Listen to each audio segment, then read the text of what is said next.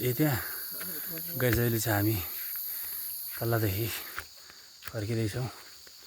हामी चाहिँ अहिले उता सुजन भाइ र म यता आरुबटेदेखि। कस्तो दामी ठाउँ छ नि, दामी पिसफुल हो नि है, पिसफुल छ नि त।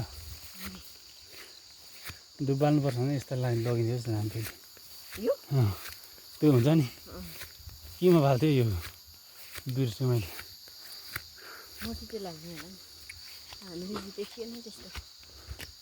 मोटी त थिएन, म त देखेँ यार अलिअलि, म त देखेँ।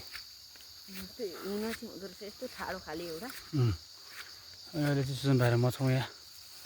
अहिले गलिएको छ, दामी छ ठाउँ त होइन, तर पनि अब मतलब गलियो नि त अब हिँड्दा हिँड्दा। अब हामी उता रातमाटीतिर जान्छौँ होला।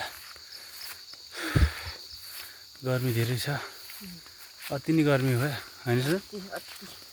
अनि उताको बाटोहरू यस्तो छ।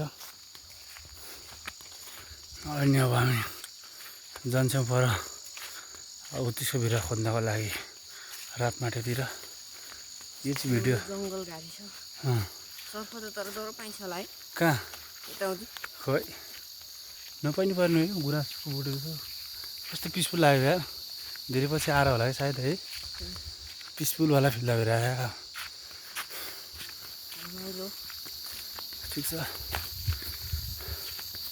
उद्देश्य बिरुवा अब जस्तै हालतमा लानुपर्ने हुन्छ। हामीले परदेखि खोजेर होइन मन्दिरसम्म त आइपुग्दैछौँ अहिले भर्खरै।